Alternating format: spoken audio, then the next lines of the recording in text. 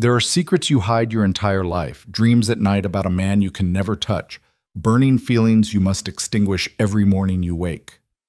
Evelyn Carter had lived like this for 5 years, until Lorenzo DeLuca, her powerful and dangerous boss, began looking at her in a way she never dared to dream. And when everything shattered, when the truth could no longer be hidden, she faced the question, is love worth losing yourself? Follow this story to the end. Hit like and comment the city you're watching from so I can see how far this story has traveled. Evelyn Carter had learned to disappear.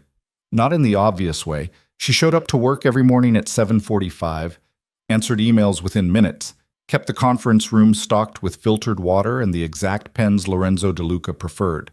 She was efficient, reliable, the kind of assistant executive teams forgot existed until something went wrong. But inside, she was always somewhere else. The dream started 3 years ago, maybe longer. She couldn't pinpoint the exact night Lorenzo stopped being just her boss and became the man who haunted her sleep. In those dreams, he wasn't the controlled, sharp-edged CEO who ran DeLuca Industries with calculated precision. He was different, softer in some moments, fiercer in others. He looked at her like she mattered, like she was more than the woman who organized his calendar and kept his coffee black, no sugar. Every morning, she woke up hating herself a little more, because the dreams felt real, because some part of her, reckless and stupid, wanted them to be. She sat at her desk now, the thin October light cutting through the floor-to-ceiling windows of the 53rd floor. The city stretched below, all steel and glass and motion. People down there had normal problems. Traffic, rent, bad dates. Evelyn's problem was that she'd fallen in love with a man who didn't know she existed beyond her job title. Her phone buzzed. A text from her college roommate, Jenna. "Drinks tonight?" "You've been a ghost," Evelyn typed back quickly. "Can't. Working late." It wasn't a lie. Lorenzo had a dinner meeting with investors from Singapore, and she needed to prep the briefing materials. But even if she didn't have work, she wouldn't go. Jenna would ask questions. Jenna always asked questions, and Evelyn had run out of believable answers for why she never dated, never went out, never seemed interested in anything outside the office. How do you explain that you've spent 5 years in love with someone who sees you as furniture? The elevator chimed. Evelyn's spine straightened automatically. She didn't need to look up to know who it was. She'd memorized the sound of his footsteps, quick, purposeful, the kind of walk that said he didn't have time to waste. Lorenzo DeLuca moved through the office like he owned it, which he did. 38 years old, built like he still had time for the gym despite running a multi-billion-dollar corporation, dark hair starting to silver at the temples. He wore suits that cost more than her monthly rent, and he wore them like armor. "Morning, Evelyn." His voice was low, rougher than it should be for someone who made his living in boardrooms. It always caught her off guard. "Good morning, Mr. DeLuca." She kept her eyes on her screen, safer that way. "I need the Bardwell contract pulled. Something's off with the liability clauses. I'll have it on your desk in 10 minutes. 5 would be better." She glanced up before she could stop herself. He was already looking at her, not the way he looked at contracts or quarterly reports, something else, something that made her throat tighten. 5 minutes, she said. He nodded and kept walking toward his office.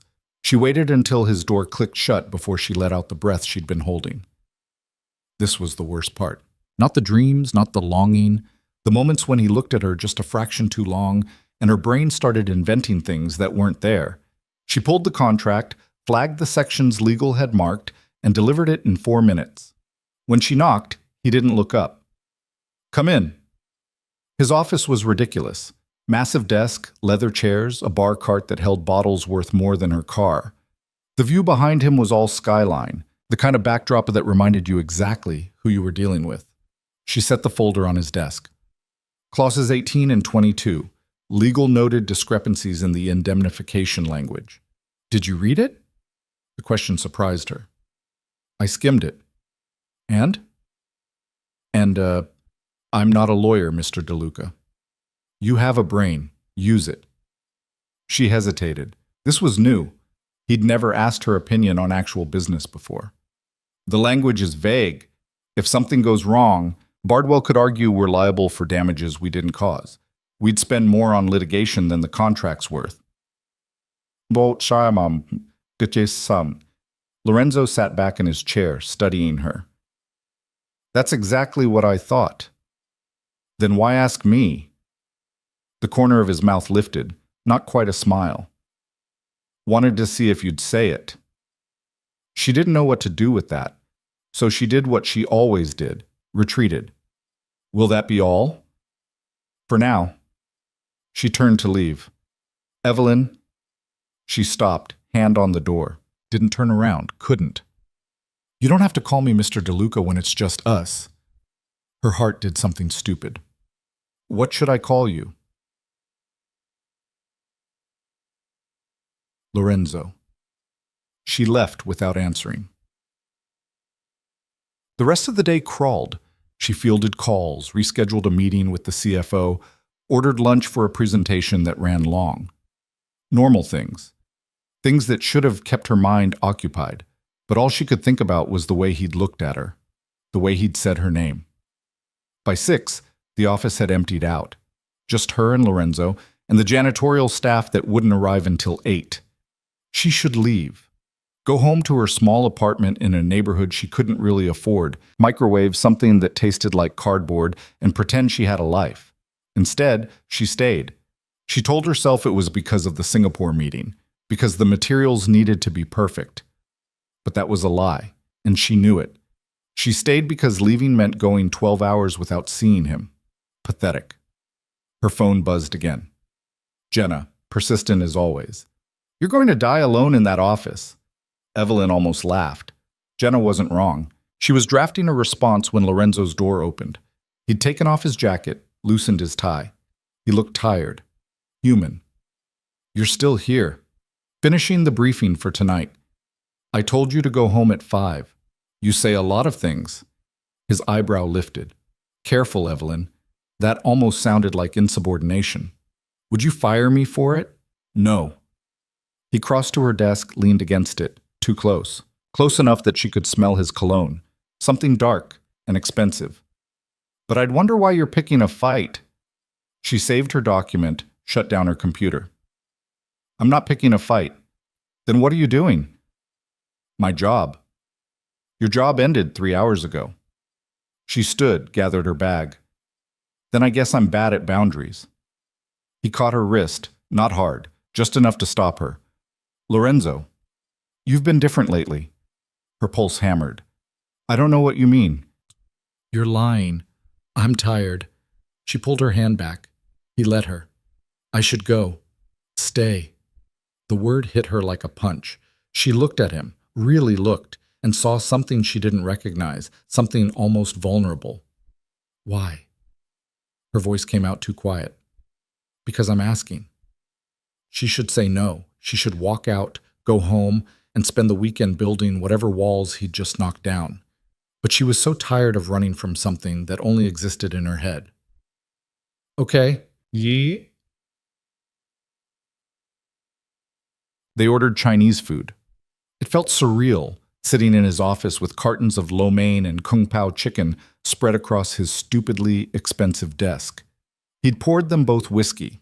Good whiskey, the kind that burned smooth. You never talk about yourself, Lorenzo said, picking at his food with chopsticks. There's nothing to talk about. Everyone has something. I grew up in Ohio, went to college in Boston, moved here for work. That's it. Family? Her jaw tightened. My parents died when I was 19, car accident. His expression shifted. I'm sorry. It was a long time ago. That doesn't make it easier. She took a sip of whiskey, let it burn away the lump in her throat. What about you? I've worked for you for 5 years and I know almost nothing about you. What do you want to know? Everything. Why'd you start DeLuca Industries? He was quiet for a moment. My father ran a construction company. Small operation, mostly residential. He was good at what he did, but he trusted the wrong people. Got screwed over by a contractor who didn't pay, went bankrupt, lost everything. He died 6 months later. Heart attack, but I think it was really shame that killed him. So you built an empire to prove something, to prove he deserved better. She understood that. The need to make something matter because someone you loved couldn't. He'd be proud, she said quietly. Maybe. Lorenzo drained his glass. Or maybe he'd think I sold out, traded integrity for profit. Did you? His eyes met hers. What do you think? She thought about the man she'd watched for 5 years, the one who paid his employees above market rate, who funded scholarships for kids from neighborhoods like the one his father grew up in, who worked 80-hour weeks because he didn't know how to do anything halfway. I think you're harder on yourself than anyone else could be. Something flickered across his face. You see too much. Occupational hazard. He smiled. A real one this time. It changed his whole face, made him look younger. Is that why you're so good at your job? You notice things? I notice everything. The whiskey was making her bold, stupid. It's a problem. What kinds of things do you notice? You, always you. Details, patterns, when something's off. And right now? He leaned forward slightly. Is something off? Yes, this, us, whatever this is. I don't know. Liar. She stood too fast. The room tilted slightly. I should go. Evelyn, thank you for dinner. She grabbed her bag, headed for the door. Why do you keep running? She froze, didn't turn around. I'm not running. Every time I get close to something real, you disappear. Why? Because you scare me. Because I've spent 5 years building a fantasy, and if I let it become real, it'll destroy me when it ends. I don't know what you want from me, she said. The truth, she laughed, bitter and sharp. You can't handle my truth. Try me. She should leave, should walk out and never look back. But the whiskey and the exhaustion and 5 years of swallowing everything made her reckless. She turned. You want the truth? Fine. I dream about you. Every night. I wake up and I hate myself because I know it's never going to be real. I spend every day pretending I don't feel anything, and it's killing me. So no, Lorenzo, I don't think you can handle my truth. The silence that followed was suffocating. His expression didn't change. He just stared at her, and she realized what she'd done.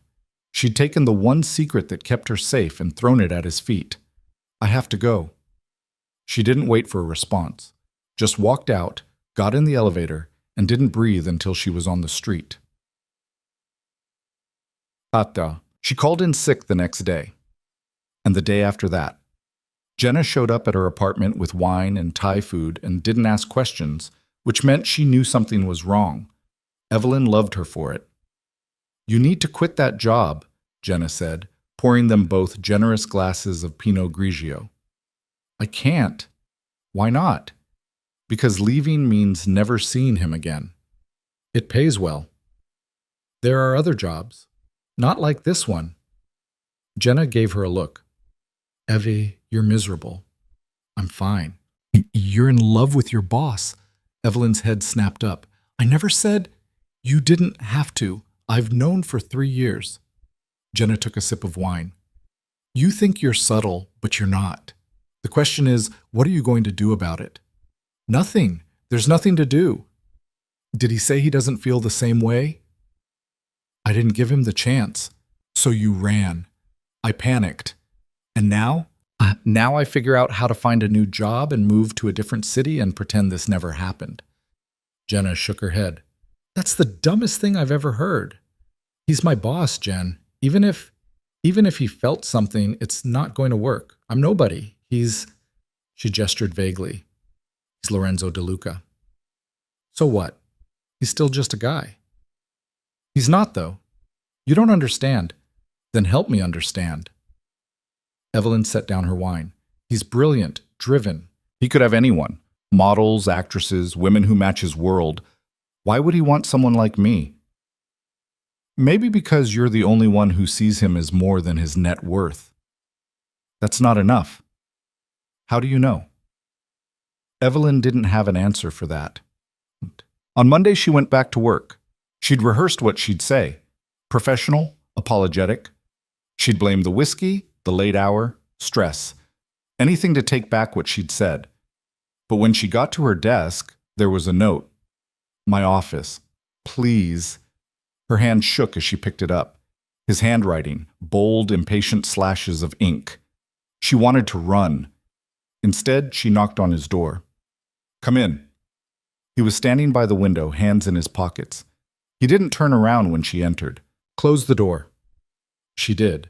The click sounded too loud. I'm sorry, she started. What I said on Friday was completely inappropriate. Don't. I crossed a line. Evelyn? He turned. His face was unreadable. Don't apologize for telling the truth. She didn't know what to say to that. He crossed the room slowly, stopped a few feet away. You think I didn't know? Her stomach dropped. What? You think I didn't notice? The way you look at me when you think I'm not paying attention, the way you find excuses to stay late, the way you freeze every time I get too close. Oh God, Lorenzo, I noticed. 3 years ago I noticed, and I told myself it didn't matter, that you were off limits, that I couldn't. He stopped, jaw tight. But then Friday happened, and you said what I've been thinking for 3 years, and I realized I'm done pretending. She couldn't breathe. What are you saying? I'm saying I dream about you too. I'm saying I spend board meetings thinking about the way you bite your lip when you're concentrating. I'm saying this. Whatever this is, it's not just you. The world tilted. That's not possible. Why not? Because She gestured at herself. I'm your assistant. I'm ordinary. I don't fit in your world. You think I care about that? You should. He stepped closer. She stepped back, hit the door. You're doing it again, he said quietly. Running. I'm protecting myself. From what? From you. From this. From the moment you realize I'm not what you thought and you... Her voice cracked. I can't survive that. His hand came up, cupped her face. She flinched, but didn't pull away. I'm not going to hurt you, he said. You will. Maybe not on purpose, but you will. Everyone does. Then I'll spend every day proving you wrong. She closed her eyes. This is a mistake. Probably. His thumb brushed her cheek. But I'm done fighting it. The question is, are you? She opened her eyes. He was so close, close enough to kiss, close enough to ruin everything.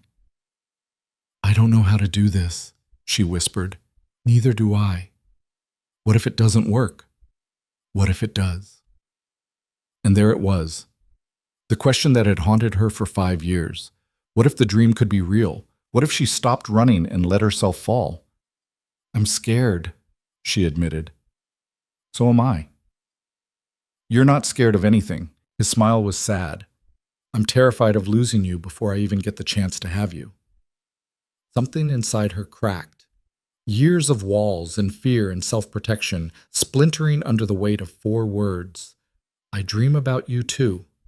She kissed him, or he kissed her. She wasn't sure. It didn't matter. All that mattered was his mouth on hers, his hands in her hair, the way he pulled her close like he was afraid she'd disappear. And for the first time in 5 years, she stopped running. They didn't talk about what it meant. Not that day. He had meetings. She had work. They moved around each other carefully, like they were handling something fragile. In a way, they were. But things shifted. He started staying at the office later. So did she. They'd order dinner, talk about everything and nothing. He told her about growing up in Queens, about his mother who'd worked 3 jobs to keep them afloat after his father died. She told him about the foster home she'd lived in after her parents' accident, about the scholarship that saved her, about the loneliness that never quite went away. They fit. In a way she hadn't expected. He didn't try to kiss her again, not for a week, like he was waiting for her to be sure. She was sure. Terrified, but sure. It was a Thursday when everything changed again. They were working late. Actually working, not just pretending. He'd shed his jacket hours ago, rolled up his sleeves. She liked him like this, rumpled, human. Come to dinner with me, he said suddenly. She looked up from her laptop. We have dinner every night.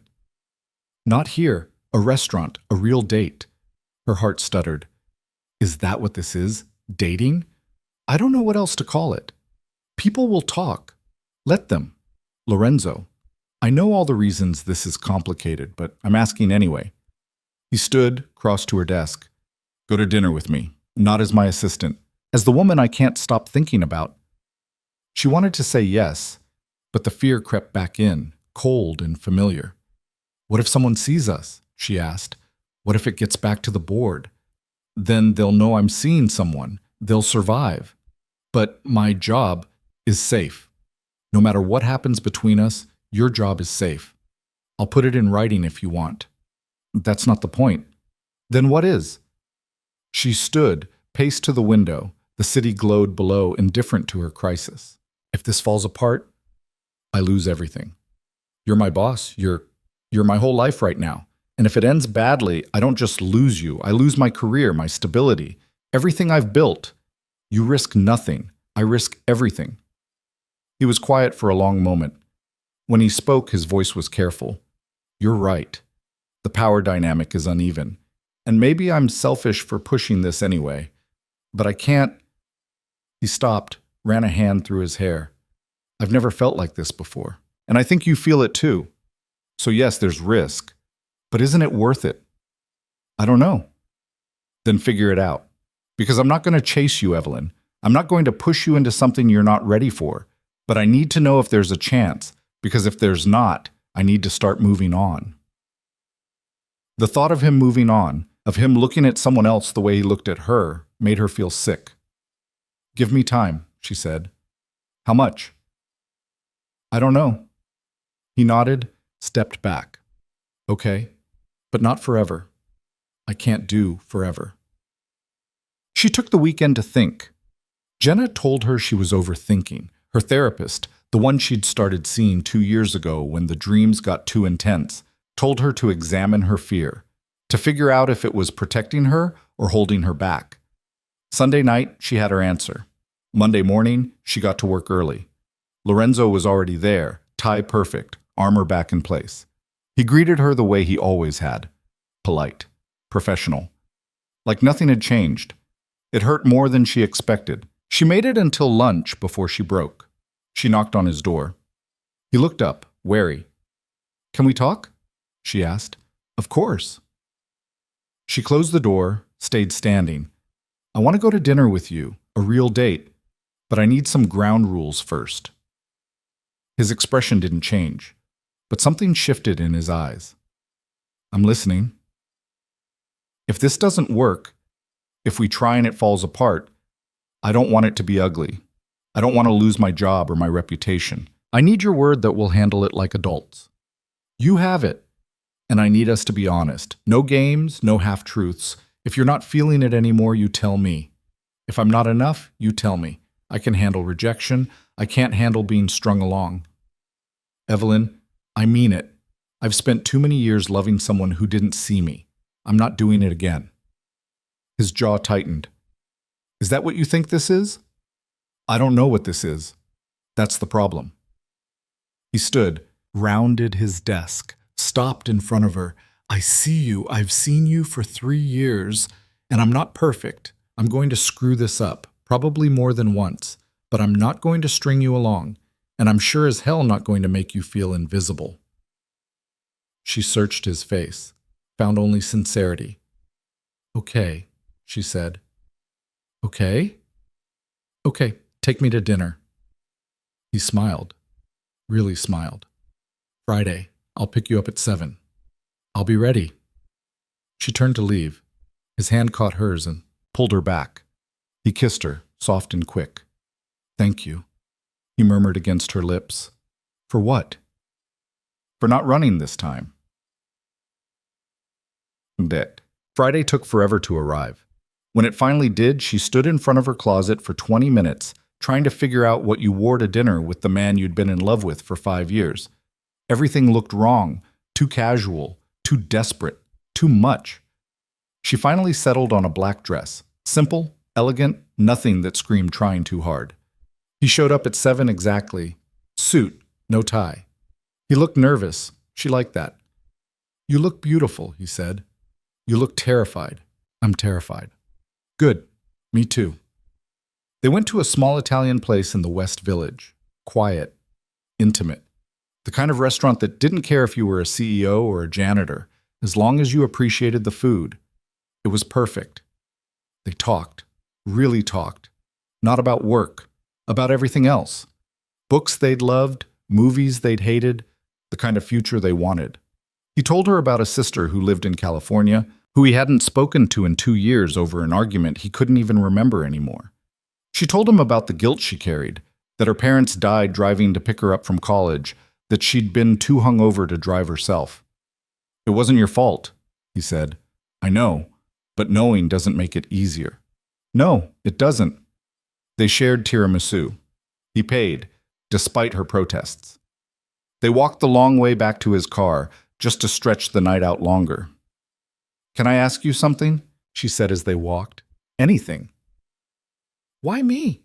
You could have anyone. Why someone like me?" He stopped walking, turned to face her. "Because you're the only person who looks at me and sees past the money and the title. Because you call me out when I'm being an ass. Because you're brilliant and you don't even realize it. Because you make me want to be better." He tucked a strand of hair behind her ear. "Because when I'm with you, I don't feel like I'm performing. I just feel like me." She kissed him, right there on the sidewalk in front of strangers and streetlights and the indifferent city. Kissed him like she'd wanted to for 5 years. When they broke apart, she was breathless. "Take me home, Ma," she said. "Evelyn, not like that. I mean, not yet. Just, I don't want tonight to end." He smiled. "Neither do I." They drove to his place, a penthouse in Tribeca that was somehow both stunning and sterile. Too clean, too curated. Like a showroom. "You don't really live here, do you?" she asked, looking around. "What do you mean?" "I mean, there's no mess, no personality. It's beautiful, but it doesn't feel like you." He looked uncomfortable. "I'm not here much. That's sad. It's practical. It's lonely." He didn't argue, just poured them both wine and led her to the balcony. The view was insane, the whole city spread out like scattered diamonds. "I could get used to this," she said. "The view? All of it." They sat in comfortable silence, drinking wine and watching the city breathe. She felt his hand find hers, lace their fingers together. "I'm glad you said yes," he said quietly. "To dinner?" "To all of it." She leaned her head on his shoulder. "Me too." And for the first time in as long as she could remember, the fear was smaller than the hope. They didn't sleep together that night, or the next, or the one after that. It wasn't for lack of wanting. Every time Lorenzo kissed her goodnight at her apartment door, every time his hands lingered on her waist just a beat too long, she felt the pull. But something held her back. Some last wall she couldn't quite tear down. He didn't push. That was the thing about Lorenzo she hadn't expected, his patience. At work he was all sharp edges and quick decisions. With her, he moved slow, like he understood she was still learning to trust this. The office became complicated in new ways. They kept it professional during business hours. Mostly. But there were moments. His hand brushing hers when she passed him documents. The way his eyes followed her across the room during meetings. The private smile he saved just for her when no one else was looking. People noticed. Of course they noticed. "You and DeLuca seem friendlier lately," Marcus from legal said one afternoon, voice carefully neutral. Evelyn didn't look up from her computer. "He's been in a good mood." That's one way to put it. She could feel Marcus watching her, waiting for her to slip. She kept typing. "Did you need something, Marcus?" "Just making conversation. I have a lot of work." He left, but the interaction rattled her. She wasn't stupid. Office gossip spread like wildfire, and she and Lorenzo had been spending a suspicious amount of time together, late nights, closed-door meetings that went longer than necessary, lunch breaks where they both mysteriously disappeared. She brought it up that night. They were at her apartment this time. Lorenzo had shown up with Thai food and that same patient look that simultaneously comforted and frustrated her. "People are starting to talk," she said, picking at her pad thai. "Let them talk." "Easy for you to say. You're the boss. I'm the one they'll call." She stopped herself. "Call what?" She set down her fork. "A lot of things, none of them good." His jaw tightened. Anyone gives you trouble, you tell me. That'll make it worse. You defending me just proves their point. Which is what, exactly? That I slept my way into your good graces. That's bullshit. You've been exceptional at your job for 5 years, long before this started. Facts don't matter when people want a story. She pulled her knees to her chest. Maybe we should cool it at work. Be more careful. Or maybe we should stop hiding. She stared at him. You want to go public? Eventually, yes. Lorenzo, not tomorrow. Not even next week. But at some point, if this is going where I think it's going, people are going to know. And I'd rather control that narrative than let Marcus from legal write it for us. He had a point, but the thought of everyone knowing, of being looked at, judged, whispered about, made her feel sick. I need time, she said quietly. How much time? I don't know, more than a week. He studied her, then nodded. Okay, but Evelyn, at some point you have to decide if I'm worth the risk. I know. Do you? He leaned forward. Because it feels like you're still keeping one foot out the door. That's not fair. Isn't it? Every time we get close to something real, you pull back. I understand you're scared, but I can't be the only one fighting for this. The words hit harder than she expected, because he was right. She was fighting for them, but she was also fighting against herself. Against every instinct that said this was too good to be real, that people like her didn't end up with people like him. I'm trying, she said, voice small. His expression softened. I know you are. He didn't stay that night. Left early, said he had an early meeting, but she knew the real reason. He was giving her space to figure out what she wanted. The problem was, she already knew what she wanted. She just didn't know if she was brave enough to take it. The annual DeLuca Industries Gala was 3 weeks away. It was the kind of event Evelyn usually coordinated from behind the scenes, venue, caterers, seating charts, emergency contact lists for the handful of board members who would inevitably get too drunk and need a car service. She'd attended twice before, both times in a staff capacity, making sure everything ran smoothly while staying invisible. This year felt different. Come with me, Lorenzo said. They were in his office, going over the guest list. As my date. Her pen froze mid-notation. What? The gala. Come with me. Not as my assistant. As my girlfriend. The word girlfriend hit her like a physical thing. They'd been seeing each other for almost a month now, but they'd never put a label on it. Hearing him say it out loud made it real in a way that terrified her. That's a terrible idea, she said. Why? Because the entire board will be there. Every investor, every major client. It'll be a circus. So? So I'm not ready for that kind of scrutiny. He set down his tablet. When will you be ready? I don't know. That's not an answer. It's the only one I have. She stood, paced to the window. You don't understand what you're asking. If I show up on your arm, that's a statement. That's telling everyone that we're serious, that this isn't just some fling. It's not a fling. I know that, but they don't. Then let's show them. She turned. Why is this so important to you? Because I'm tired of hiding. Because I want to dance with you in front of people who matter to me. Because, he stopped, ran a hand through his hair. Because I'm falling in love with you, and I don't want to keep pretending I'm not. The room tilted. He'd said it, just threw it out there like it was simple. Like love was something you could just admit to without your entire world shifting on its axis. Lorenzo, you don't have to say it back. I know you're not there yet, but I needed you to know where I stand. He crossed to her, took her hands. Come to the gala with me. Let me show you off. Let me be proud of you. She wanted to say yes, wanted it so badly it hurt, but the fear was louder. I need to think about it, she said. Something flickered across his face. Disappointment, maybe, or resignation. Okay. I'm not saying no. You need time. I know. He dropped her hand, stepped back. Take all the time you need. But the way he said it sounded like he was running out of patience. Jenna's take was predictable. Are you out of your mind? He basically told you he loves you and you said you need to think about it? They were at a wine bar in Soho, tucked into a corner booth where Jenna could yell at her without disturbing other patrons. I didn't say I need to think about whether I love him back, Evelyn protested. I said I need to think about the gala. What the best spot? Same difference. It's not. Evie. The man wants to take you to a black tie event in front of everyone who matters in his professional life. That's not a casual ask. That's him saying you're important, that you're permanent. I know what it means.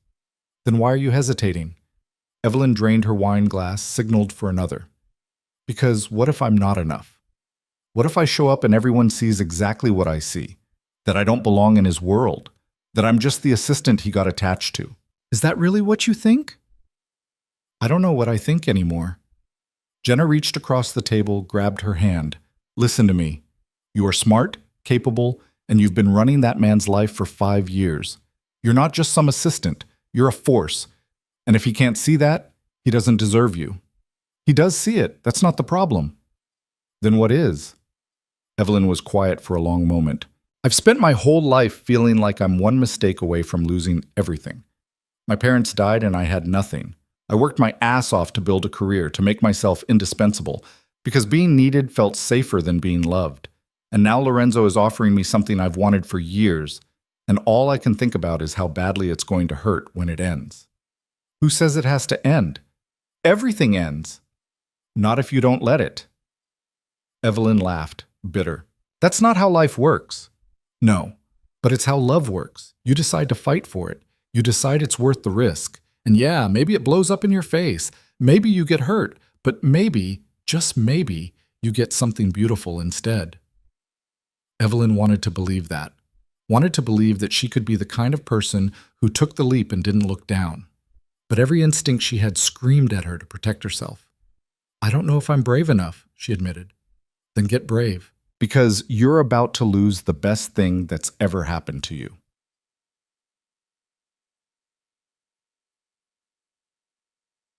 She didn't give Lorenzo an answer about the gala, not that week or the next. Instead, she threw herself into work.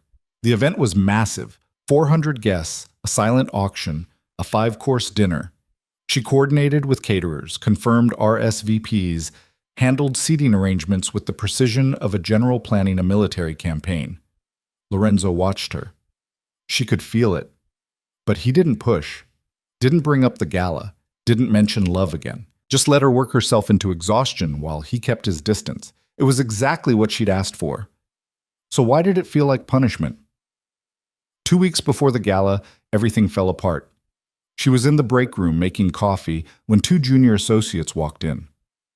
They didn't see her at first. She was partially hidden by the open door. I'm just saying, it's obvious, one of them said. Rebecca, from marketing. She's sleeping with him. You don't know that.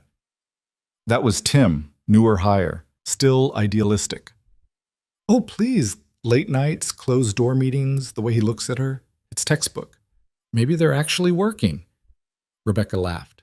Right, because Lorenzo DeLuca suddenly needs his assistant's input on billion-dollar deals. Come on, she's probably been on her back since day one. Evelyn's hands shook. Coffee sloshed over the rim of her mug. That's harsh, Tim said. Uncomfortable. It's realistic. Women like her, they know exactly what they're doing. Find a rich, powerful man and latch on. It's the oldest game in the book. Evelyn stepped into view. Both associates froze. Rebecca's face went pale. Hi, Evelyn said, voice ice. Didn't mean to interrupt. Just getting coffee. She walked past them, head high, hands steady despite the rage shaking through her. She made it back to her desk before the tears started. Oz, she didn't tell Lorenzo. Didn't see the point. Firing Rebecca would just confirm everyone's suspicions, and she'd be damned if she gave them the satisfaction. But it changed something in her. Made her realize that no matter how careful they were, people had already decided who she was, what she was. She went home early that day, sent Lorenzo a text saying she wasn't feeling well. It wasn't entirely a lie. He showed up at her apartment 3 hours later. You didn't answer your phone, he said when she opened the door. I was sleeping. You weren't sleeping. She didn't argue, just let him in, closed the door, wrapped her arms around herself. What happened? He asked. Nothing. Evelyn, I said nothing. He studied her, then crossed to her kitchen, started making tea. It was such a domestic gesture, so at odds with the CEO who commanded boardrooms, that something in her chest cracked. People think I'm sleeping with you for your money, she said quietly. His hand stilled. Who said that? Does it matter? They're all thinking it. Tell me who. No. Evelyn, firing them won't help. It'll just prove their point. She took the tea he offered, didn't drink it. I knew this would happen. I knew the second we started this that people would assume the worst, and I did it anyway because I'm an idiot who thought maybe it would be worth it. Is it? His voice was careful. Worth it? She looked at him, really looked. At the man who'd been patient when she needed space, who told her he loved her without expecting anything back, who showed up at her door when she was falling apart. I don't know, she whispered. Something in his expression shuddered. Okay. Lorenzo, no, it's fine. I get it. He set down his mug. I've been pushing too hard, asking for more than you're ready to give. That's on me. That's not, I should go. Don't. She caught his arm. Please don't go. Why? So you can keep one foot out the door while I'm all in? I can't do this, Evelyn. I can't keep fighting for something you're not sure you want. I do want it. Then prove it. Come to the gala. Show them we're real. Or don't, and we end this now before it gets messier. The ultimatum hung between them, sharp and unforgiving. That's not fair, she said. Life's not fair. But I need to know if you're willing to fight for this as hard as I am. Because if you're not, we're wasting each other's time. She wanted to argue, to tell him he was being unreasonable, that he didn't understand the stakes. But he did understand. He just didn't care about the same things she did. I need time, she said again. You've had time. He pulled his arm free gently. I'll be at the gala, with or without you. And after that, we figure out if there's anything left to salvage. He left. She didn't stop him. The next week was hell. They were professional at work, polite, cold. Every interaction felt like walking on glass. He didn't come to her apartment, didn't call. Gave her exactly what she'd asked for, space. She hated it. Jenna told her she was being stubborn. Her therapist told her to examine what she was really afraid of. Everyone had opinions. No one had answers. 3 days before the gala, she made a decision. She found Lorenzo in his office, late. He looked exhausted, probably felt the same way she did. Can we talk? She asked. He glanced up, expression carefully neutral. Of course. She closed the door, stayed standing. I've been thinking about what you said, about fighting for this, about proving I'm all in. And? And you're right. I've been keeping one foot out the door. I've been so afraid of getting hurt that I didn't realize I was hurting you, hurting us. She took a breath. I don't want to lose you. I don't want to wake up in 5 years and wonder what would have happened if I'd been braver. His expression didn't change. What are you saying? I'm saying yes. To the gala. To us. To all of it. Evelyn, I know it's scary. I know people are going to talk. But I also know that what we have is real. And I'm tired of hiding it. Tired of being ashamed of something that makes me happy. He stood slowly, rounded his desk, stopped in front of her. You're sure? Terrified, but sure. If you're doing this just to keep me... I'm doing this because I love you. The words came out easier than she expected. Like they'd been waiting there all along, just needing permission. His eyes widened. What? I love you. I've loved you for years, and I'm done pretending I don't. He kissed her, hard and desperate, like he'd been holding back for weeks. Maybe he had been. When they broke apart, she was breathless. Say it again, he murmured against her lips.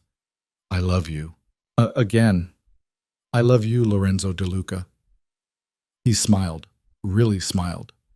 I love you too. They didn't leave the office for another hour, and when they finally did, it was together. The gala was exactly as terrifying as she'd imagined. She'd bought a dress, emerald green, simple but elegant. Lorenzo had sent a car for her. When she stepped out onto the red carpet outside the Metropolitan Museum, flashbulbs exploded. She froze. "Breathe," Lorenzo murmured, appearing at her side. He looked devastating in a tuxedo. "I've got you." His hand found the small of her back, steadying her. They walked in together, and she felt every eye in the room track their movement. "Mr. DeLuca, who's your date?" A reporter shoving a microphone in their faces. "This is Evelyn Carter," Lorenzo said smoothly. "My girlfriend." The word echoed. Girlfriend. Out loud. On record. There was no taking it back now. The night blurred. Introductions, handshakes, polite conversation with people who sized her up like livestock. She smiled until her face hurt, made small talk until her voice felt raw. But Lorenzo never left her side. His hand stayed on her back, her waist, her hand, claiming her, protecting her. "You're doing great," he whispered during dinner. "I'm dying. You're perfect." She didn't feel perfect, but when he looked at her like that, she almost believed it. They danced. Of course they danced. A slow song, something classical she didn't recognize. His arms around her, the world narrowing to just them. "Thank you," he said quietly. "For what?" "For being brave. For being here." "I'm still terrified." "I know, but you're here anyway. That's what matters."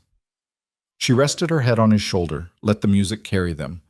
For a moment, she forgot about the stares, the whispers, the judgment. For a moment, it was just them. When the song ended, he didn't let her go. "I want to show you something," he said. He led her through the crowd, out onto a balcony overlooking the park. The city stretched out before them, glittering and alive. "I used to come to this museum when I was a kid," he said, "after my dad died. It was free on certain days, and my mom would bring me here when she had time off. We'd walk through the exhibits and pretend we were rich, that we belonged here." She'd never heard him talk about his childhood like this. Vulnerable, raw. "I'd stand on this balcony and promise myself that one day I'd actually belong, that I'd be the kind of person who got invited to galas like this." He turned to her. "And now I am.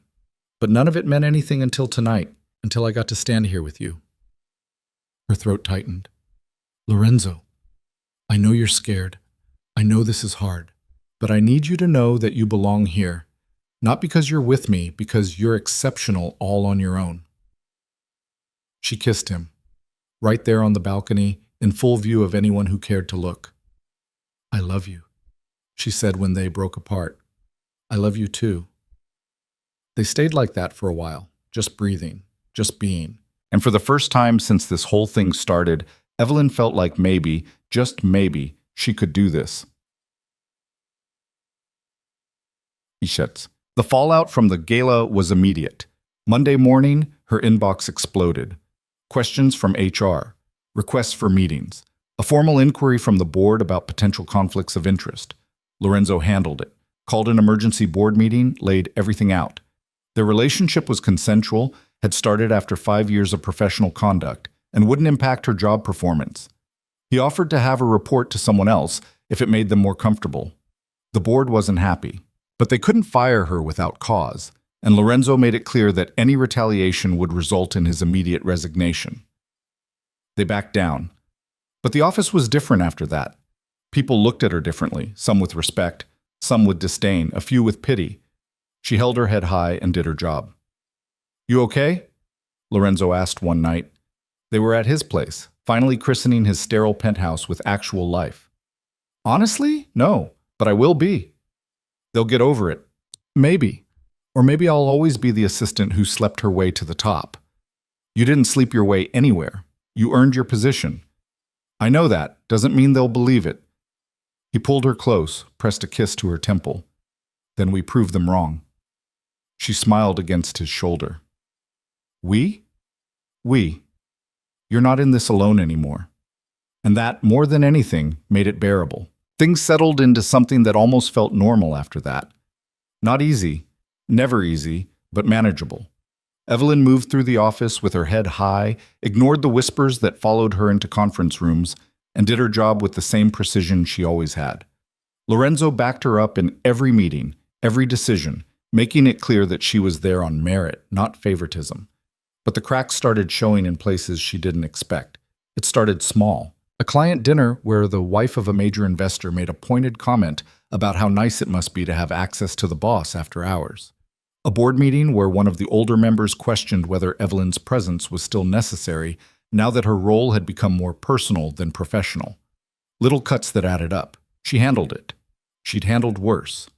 What she couldn't handle was the slow realization that her entire identity had shifted. For 5 years, she'd been Evelyn Carter, executive assistant, the woman who made things run smoothly. Now she was Lorenzo DeLuca's girlfriend, the woman who'd captured the attention of one of the most powerful men in the city. She hated that the second definition was starting to eclipse the first. "You're quiet tonight, Marie," Lorenzo said. They were at her apartment. He'd been spending more time there lately, said he liked it better than his sterile penthouse. She was curled up on the couch while he finished some emails on his laptop, just thinking. About? She considered lying, decided against it. About who I am now, what I've become. He closed the laptop, gave her his full attention. "What do you mean?" "I mean, I used to be good at my job, really good. And now I feel like I'm just playing a part. Lorenzo's girlfriend, the woman who used to work for him." "You're still good at your job. That hasn't changed, hasn't it? People don't see me the same way anymore. Half the office thinks I'm there because I'm sleeping with you. The other half thinks I've sold out. Do you care what they think?" "Of course I care. I've spent my entire career building credibility, and now it feels like it's all been erased." He was quiet for a moment. "Do you regret it? Us?" "No, but I regret that loving you came at the cost of everything I worked for." "It didn't have to cost anything. You're choosing to see it that way." The comment stung. "That's not fair, isn't it? You're so focused on what other people think that you're forgetting what you know to be true.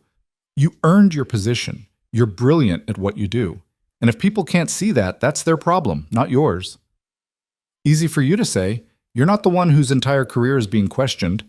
"No, but I'm the one watching you tear yourself apart over opinions that don't matter." She stood, needing distance. "They matter to me." "Why? Because some investor's wife made a catty comment? Because Marcus from legal has an opinion? These people don't know you. They don't know what you're capable of. But they have power. They control access, opportunities. Their opinions shape how I'm perceived. Only if you let them." She turned on him. "You don't get it. You've never had to fight for respect. You were born into a family business, you built an empire, and everyone falls in line because that's what they do. I've had to scrape for every inch of credibility I have, and now it's gone." His jaw tightened. "You think I didn't have to fight? You think my last name automatically gave me respect? That's not what I meant. My father died bankrupt and humiliated. I spent my 20s rebuilding a reputation he destroyed. Every deal I made, people were waiting for me to fail. Waiting to say I was just like him, another DeLuca who couldn't be trusted. So don't tell me I don't understand fighting for respect." The anger in his voice surprised her. She'd never heard him talk about his father like this, raw, bitter. "I'm sorry," she said quietly. "That was unfair." He sighed, ran a hand through his hair. "We're both tired. Let's not do this tonight." "Do what?" "Fight about things that don't matter." "My career matters. I know it does. And I'm not dismissing that. But I need you to trust that you haven't lost anything by being with me. If anything, you've gained something." "What's that?" "Someone who sees your worth, who believes in you even when you don't believe in yourself." She wanted to believe him, wanted to trust that this wasn't a mistake. But the fear lingered, cold and persistent. He left shortly after.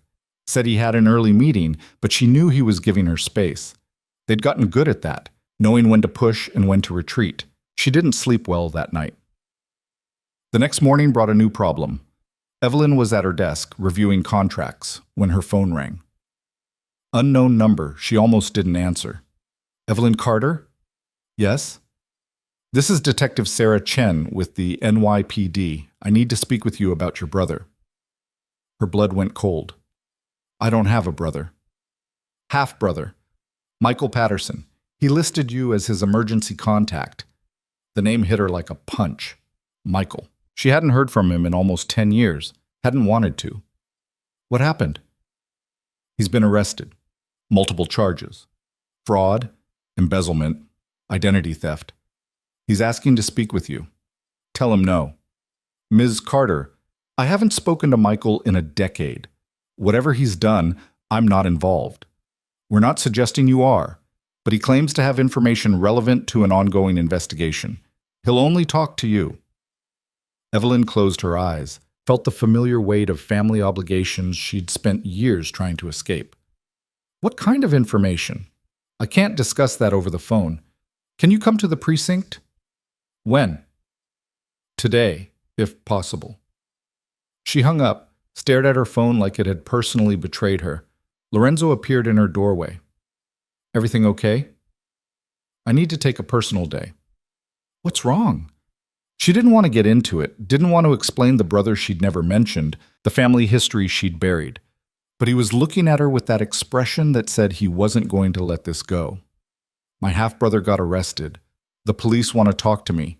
About what? I don't know. Probably nothing good. She grabbed her bag. I need to handle this. Let me come with you. No. Evelyn.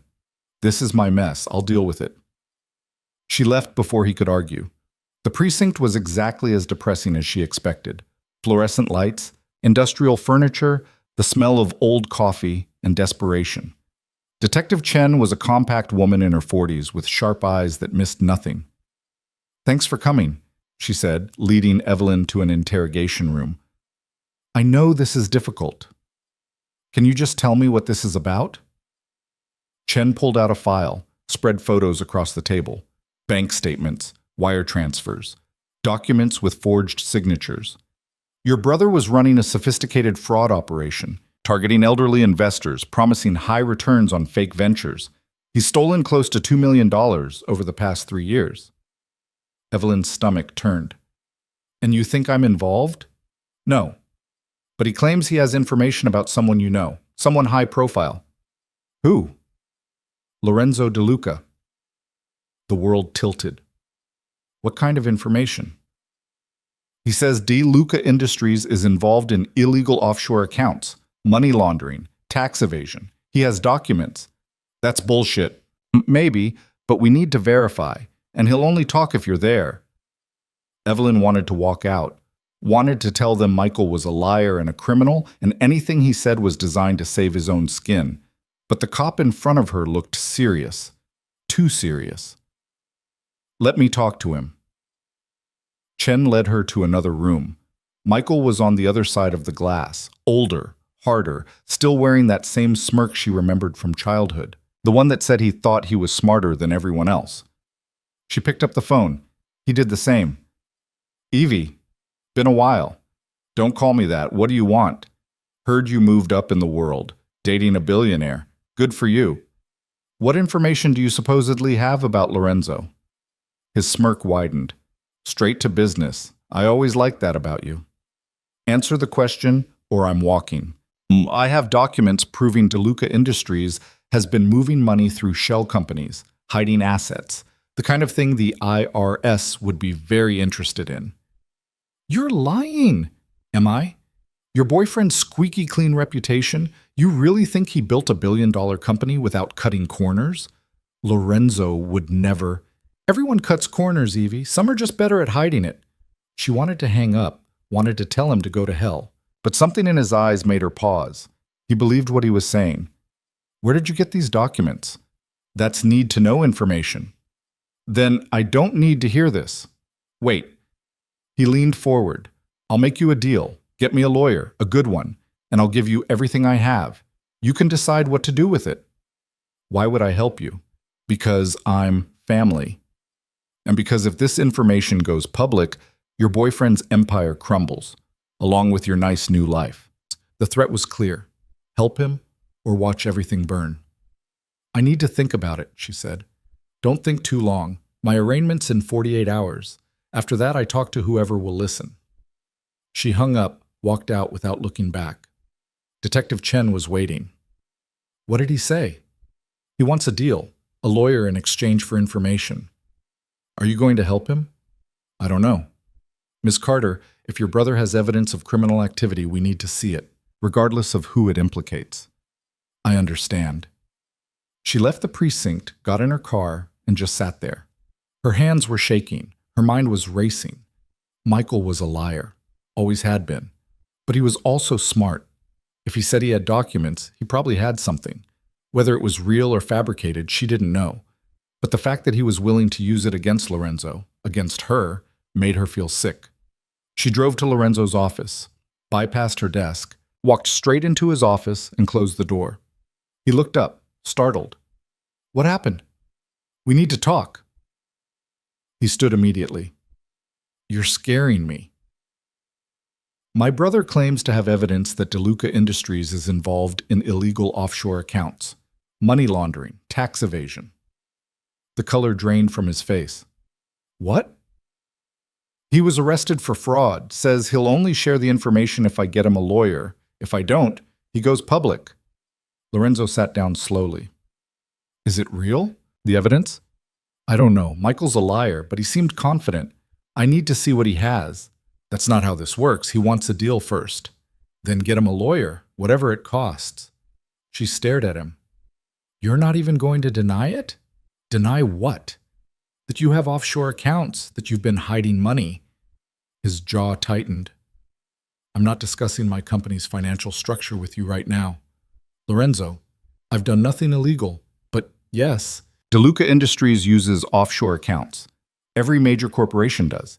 It's tax strategy, not evasion. Then why are you worried? Because context doesn't matter if it goes public. People hear offshore accounts and they think criminal. It doesn't matter that it's legal. The damage is done. She sank into a chair. So what do? We get your brother a lawyer. We see what he has, and we prepare for the worst. This is my fault. How is this your fault? He's my family, my problem. And now it's going to destroy everything you've built. Evelyn, look at me. He crouched in front of her chair.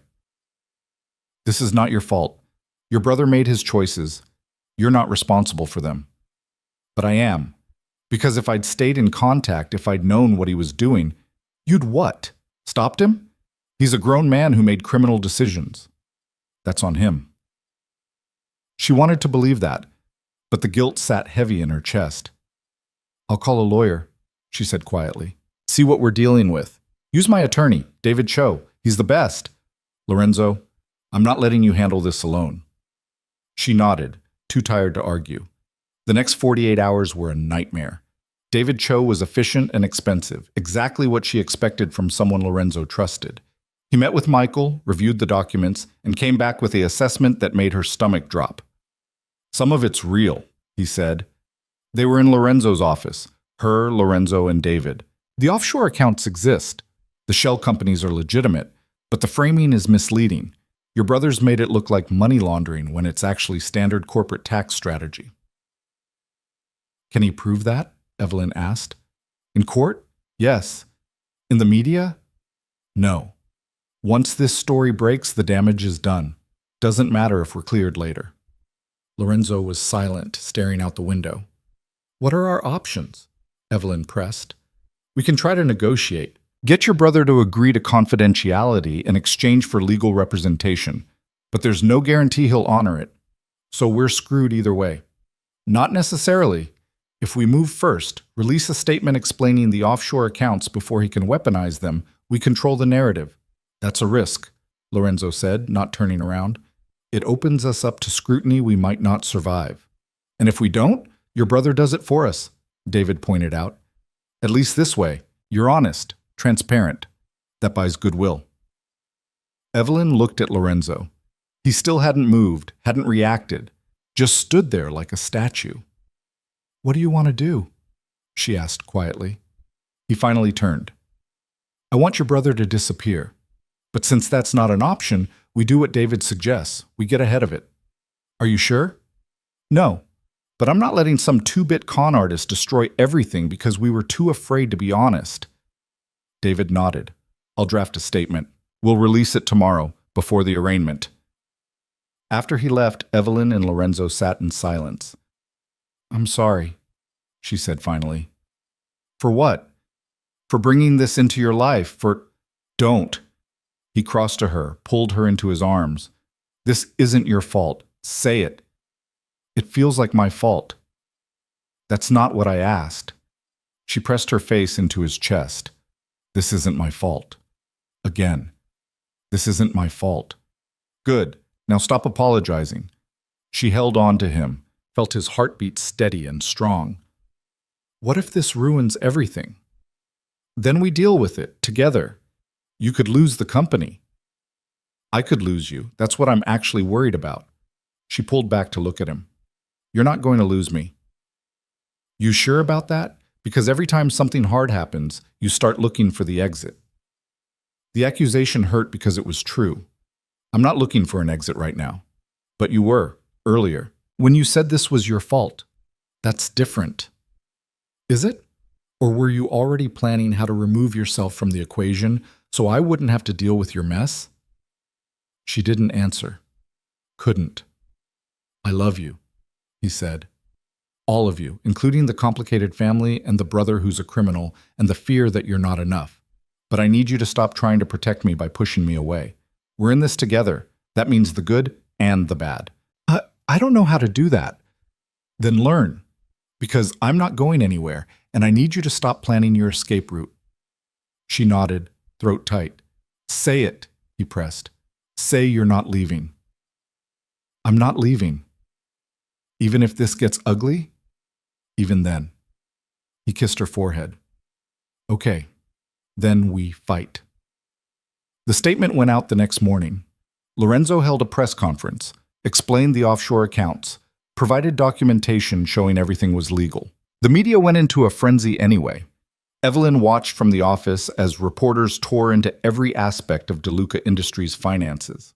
Watched as Lorenzo defended himself with the same calm precision he brought to every crisis. Watched as Michael was arraigned and tried to spin his own narrative about being a whistleblower. The board called an emergency meeting.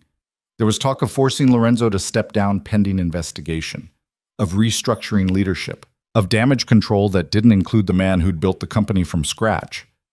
Evelyn sat in her office, fielding calls, managing the chaos, and trying not to think about how her family had managed to destroy the one good thing in her life. You should eat, Jenna said, appearing with a bag from Evelyn's favorite deli. You look like death. I feel like death. This isn't your fault. Everyone keeps saying that. Doesn't make it true. Jenna set down the food, pulled up a chair. Okay. Real talk. Yes, your brother's a scumbag. Yes, this situation is a disaster. But Lorenzo made the choice to be with you knowing you came with baggage. We all do. And if he can't handle it, that's on him, not you. The board wants him out. The board is full of old men who panic at the first sign of controversy. They'll get over it. And if they don't, then Lorenzo finds something else. He's brilliant. He'll land on his feet. He shouldn't have to. This company is everything to him. No, you're everything to him. The company is just what he does. Evelyn wanted to believe that, but the evidence suggested otherwise. She'd seen the way Lorenzo looked when the board questioned his leadership, seen the way his shoulders tensed when another news story broke. This was killing him, and it was all because of her. She found him late that night, alone in his office. The lights were off except for his desk lamp. He looked exhausted. You should go home, she said from the doorway. So should you. I'm not the one who's been in meetings for 12 hours straight. He leaned back in his chair. Board wants me to take a temporary leave of absence. Let someone else run things while the investigation happens. Her heart sank. What did you say? I told them to go to hell. Lorenzo, I built this company. I'm not walking away because some criminal with a grudge decided to make my life difficult. But if the board works for me, not the other way around. He stood, crossed to her. I'm not losing this company, and I'm not losing you. So whatever you're about to say, don't. I was going to say I'm proud of you. That stopped him. Yeah? Yeah, you could have taken the easy way out. Blamed me, ended things, protected your reputation. But you didn't. Of course I didn't. I love you. I know. But loving someone and standing by them when everything's falling apart, that's different. He pulled her close. Not to me. They stood like that for a long time, just holding each other while the world burned around them. What happens now? She asked finally. Now we wait. The investigation takes time. The media moves on to the next scandal. Michael goes to prison. And we rebuild. You make it sound simple. It's not, but it's doable. She wanted his confidence, his certainty that everything would work out. But all she felt was tired. I love you, she said quietly. I know. Even when I'm difficult? Especially then. She smiled despite everything. You're crazy. Probably, but I'm your kind of crazy. They went home together that night to his place because hers felt too small for the weight they were carrying. He ordered food they didn't eat, poured wine they didn't drink, and they just existed together in the silence. Can I ask you something? Evelyn said eventually. Anything. Do you regret it? Meeting me. Starting this. He was quiet for so long she thought he wasn't going to answer. No, he said finally. Even with everything that's happened, I don't regret you. Not for a second. Why not? Because before you, I was just existing, building an empire because I didn't know what else to do. You gave me something to actually fight for, something that mattered more than money or power or reputation. What's that? A future worth living. The words hung in the air between them. Heavy with meaning, Evelyn wasn't sure she was ready to unpack. She'd spent so long convinced that people like her didn't get futures. They got survival, paycheck to paycheck, day by day.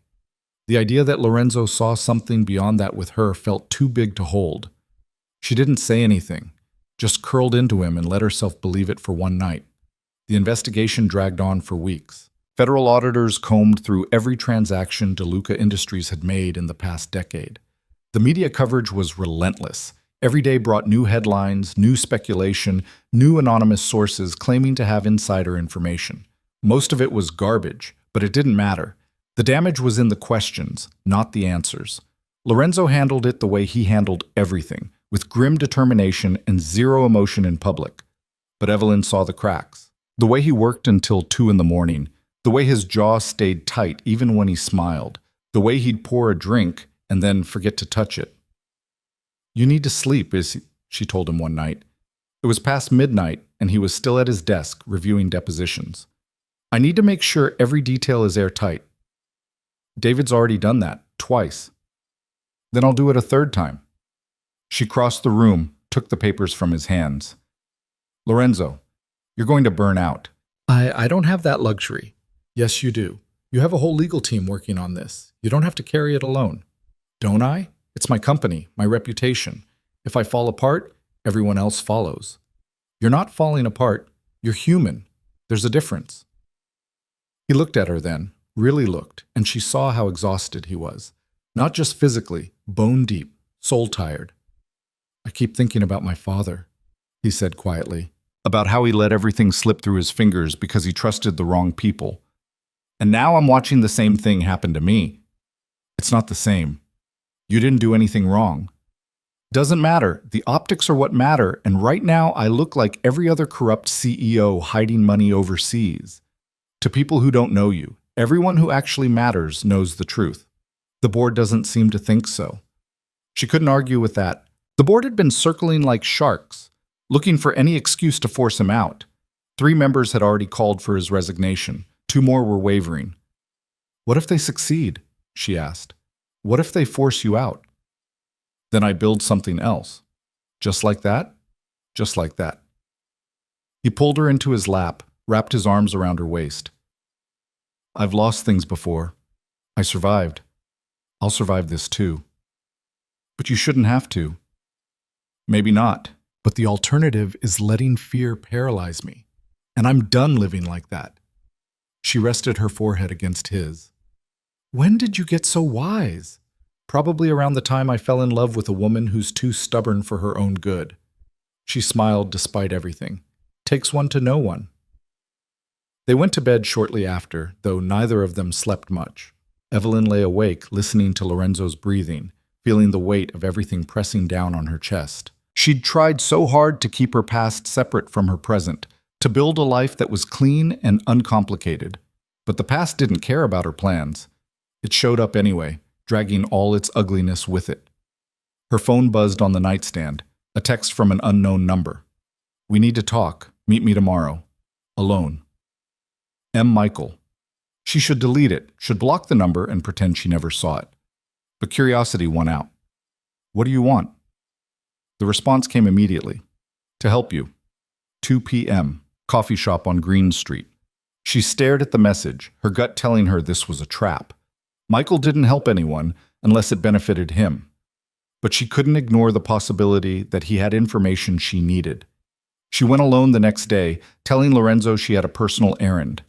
He didn't push, but she could see the question in his eyes. She hated lying to him, hated it. But if Michael was planning something, she needed to know. The coffee shop was small, tucked between a boutique and a vintage bookstore. Michael was already there, sitting in the back corner. He'd lost weight since the arrest, his face sharper, harder. Prison orange didn't suit him. "You came," he said when she sat down. "You have 5 minutes." Still cold as ice, some things never change. 4 minutes. He smiled, but it didn't reach his eyes. "I wanted to apologize." That stopped her. "For what?" "For dragging you into this. For using your relationship with DeLuca to try to cut a deal. It was wrong." "Is this the part where you tell me you found redemption in jail?" "No, this is the part where I tell you I'm getting out." Her blood ran cold. "What?" "My lawyer cut a deal. Reduced charges, time served, probation. I'll be out by the end of the week." "That's impossible. You stole $2 million. I cooperated, gave them names, account numbers, everything they needed to dismantle the operation. Turns out I'm more useful outside than in. And you're telling me this why? Because I owe you the truth, and because there's something else you should know." "I'm listening." He leaned forward, voice dropping. "The documents I gave the investigators about DeLuca Industries. They weren't the only ones." Her stomach dropped. "What do you mean?" "I mean, I kept copies. Insurance, in case things went south. And before you ask, yes, I know they could be valuable to certain people. People who'd pay a lot of money to see Lorenzo DeLuca's empire crumble." "You bastard." "I prefer pragmatist." He sat back. "But here's the thing. I don't want to use them. I'm tired, Evie. Tired of running scams, tired of looking over my shoulder. I want out. Then destroy them. I will. After you do something for me." "Absolutely not. Hear me out. I need money. Clean money. Enough to start over somewhere else. Give me 50,000 and the documents disappear forever." She laughed, bitter and sharp. "You're blackmailing me. I'm giving you an option. You can pay me and this goes away, or you can refuse and I sell the documents to the highest bidder. Your choice. I should call the police. Go ahead, but by the time they investigate, the damage is done. Those documents hit the media and your boyfriend's company is finished." She wanted to hit him, wanted to scream. Instead, she stood. "I need to think about it. You have 48 hours. After that, I make other arrangements." She left without another word, her hands shaking with rage. She couldn't tell Lorenzo. If she did, he'd either pay Michael himself or do something that would land them both in legal trouble. Neither option was acceptable, but she also couldn't let Michael destroy everything Lorenzo had built. She called Jenna. "I need $50,000. "Jesus, Ev, what happened?" "Michael's getting out. He has copies of the documents. He's threatening to sell them unless I pay him off." "That's extortion. Call the cops." "If I do, he leaks them anyway. He's got nothing to lose." "What about Lorenzo? Doesn't he have the right to know?" "He'll try to handle it himself, and I can't let him throw more money at my problems." Jenna was quiet for a moment. "I have about 15,000 saved. You can have it." "Jen, I'm serious. You need it. It's yours." Evelyn's throat tightened. "I can't take your savings." "Yes, you can. What's the point of having a best friend if she won't help you commit light financial crimes?" Despite everything, Evelyn smiled. Thank you. What about the rest? I'll figure it out. She hung up and stared at her bank account. 32,000. Combined with Jenna's 15, that was 47. Still 3,000 short. She could sell her car. It wasn't worth much, but it might cover the gap. Or she could... Her phone rang. Lorenzo. Hey, she answered, trying to sound normal. Where are you? Running errands. Why? The investigator called. They're wrapping up. Looks like we're clear. Relief flooded through her. That's amazing. Yeah, I'm taking the team out to celebrate tonight. You should come. I'll be there. Evelyn? Yeah? Whatever you're dealing with, you know you can tell me, right? Her heart clenched. I know. Okay, see you tonight. She hung up, hating herself for lying. But she was too close to losing everything to stop now. She sold the car the next day, got $4,000 for it, enough to cover the gap. Transferred the money to a dummy account Michael had set up, and waited. The documents arrived 2 hours later in her email, along with a message. Pleasure doing business with you. Good luck. She deleted everything, cleared her browser history, and tried not to think about what she'd just done. That night at the celebration dinner, she forced herself to smile, to laugh at the right moments, to toast Lorenzo's victory, to pretend everything was fine. He kept looking at her like he knew something was wrong, but he didn't push. It was Marcus from legal who ruined everything. Evelyn, I heard you sold your car. Everything okay? The table went quiet. Lorenzo's eyes locked onto her. Just time for an upgrade, she said lightly. Yeah? What'd you get? Still looking. Weird timing, though, right when Michael's getting out of jail. Lorenzo's expression went cold. What? Marcus backtracked immediately. I just meant I heard through a friend in the DA's office. Didn't realize it was a secret. It's not, Evelyn said quickly. I just didn't think it was worth mentioning. Lorenzo stood. Can I talk to you? Privately? She followed him outside, her heart hammering. He waited until they were alone before turning on her. Michael's getting out and you didn't tell me? I was going to... When? When he showed up at your door? When he tried to extort you again? It's handled. How? How is it handled, Evelyn? She couldn't answer, couldn't look at him. The car, he said slowly. You sold your car. Why? I needed the money. For what? Lorenzo, for what? He had copies of the documents. He threatened to sell them unless I paid him off. The silence that followed was crushing. You paid him, Lorenzo said, voice flat. You paid your criminal brother blackmail money. I didn't have a choice. Yes, you did. You could have told me. We could have handled it together. And what would you have done? Paid him yourself? That's not fair to you. Fair? You think I care about fair right now? You lied to me. You went behind my back and dealt with a man who tried to destroy my company. I was protecting you. No. You were protecting yourself, because if you'd told me, you'd have to admit you couldn't handle it alone. And that terrifies you. That's not, isn't it? Every time something goes wrong, you shut me out. You make decisions without me, like we're not in this together. And I'm tired of it, Evelyn. I'm tired of fighting for a relationship where you won't let me all the way in. I do let you in. Then why am I learning about this from Marcus? Why did you lie to my face at dinner? She didn't have an answer, or she did, but it was the one he didn't want to hear. That she was scared. That letting him help felt like admitting she needed him. That needing someone had always ended badly before. I'm sorry, she whispered. I know you are, but sorry doesn't fix this. Then what does? I don't know. He ran a hand through his hair, looking more exhausted than she'd ever seen him. I need some space to think, Lorenzo. I'm not breaking up with you, but I can't do this right now. I can't keep having the same fight where you push me away and then apologize after. How long? I don't know. A few days. Maybe a week. A week felt like forever. Okay. He left her standing on the sidewalk, alone in the cold. She went to Jenna's apartment and cried for 3 hours straight. Jenna held her, didn't say I told you so, just let her fall apart. What do I do? Evelyn asked when the tears finally stopped. You give him space, and you figure out why you keep sabotaging yourself. I'm not... Yes, you are. You love him. He loves you. But you're so convinced it's going to end badly that you're making it end badly. Self-fulfilling prophecy. I just wanted to protect him. From what? From your brother? He's a grown man. He can handle his own battles. But it was my fault. Stop. It was Michael's fault, not yours. And until you accept that, you're going to keep punishing yourself for things you didn't do. Evelyn wanted to argue, but she couldn't. Because Jenna was right. She'd spent so long waiting for the other shoe to drop that she'd started kicking it herself. The next few days were hell.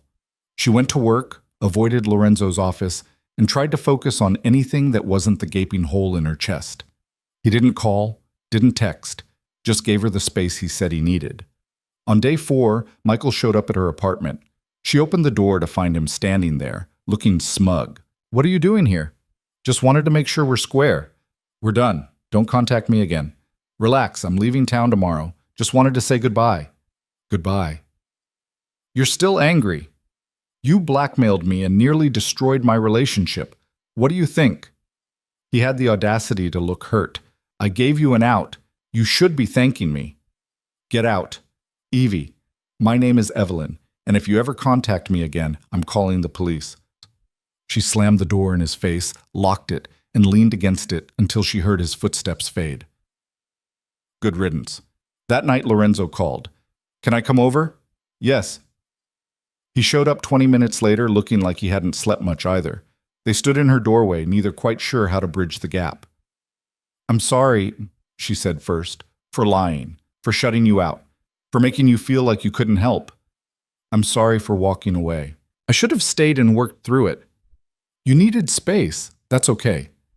"Is it? Because it feels like we keep having the same fight." "I know. And I'm trying to do better, but I'm scared, Lorenzo. I'm terrified that if I need you too much, you'll realize I'm not worth the trouble." "That's the dumbest thing you've ever said."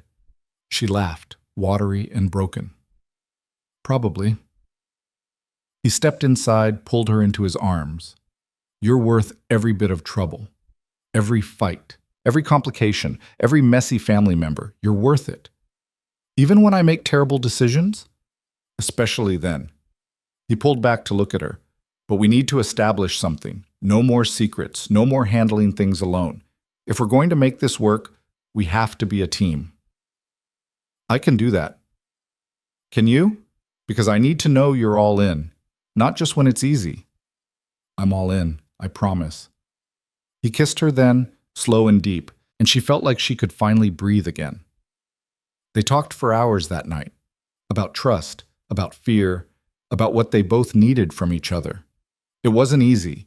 There were tears, raised voices, moments where she wanted to retreat into old patterns. But she didn't. She stayed. She fought.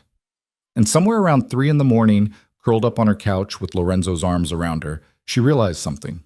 She wasn't running anymore. The next morning brought news that changed everything. Detective Chen called just after dawn. "Michael Patterson is dead." Evelyn's blood went cold. "What?" "Single car accident. Drove off an overpass around midnight. We're still investigating, but it looks like he was intoxicated." "Are you sure it was an accident?" "Why? Do you have reason to think it wasn't?" Evelyn thought about the documents, the blackmail, the enemies Michael must have made in his criminal enterprise. "No, just asking." After she hung up, she told Lorenzo. "I should feel something," she said. "Relief, sadness, something. But I just feel numb." "That's normal. He was family, even if he wasn't good family. I keep thinking about how I paid him, how those might have been the last words we ever exchanged. You did what you thought was right. That's all any of us can do." She nodded, but the guilt sat heavy in her chest. The funeral was small. Just Evelyn, a court-appointed representative, and a handful of people she didn't recognize. Probably other criminals paying their respects. Lorenzo came with her, held her hand through the service. She didn't cry, couldn't, just stood there feeling hollow. Afterward, the representative handed her a box. "His effects. You're listed as next of kin." Inside was almost nothing. A wallet with $17, a phone that was probably evidence, and a letter addressed to her. She opened it in the car. "Evie, if you're reading this, something went wrong." I wanted you to know the money you gave me is in an account under your name.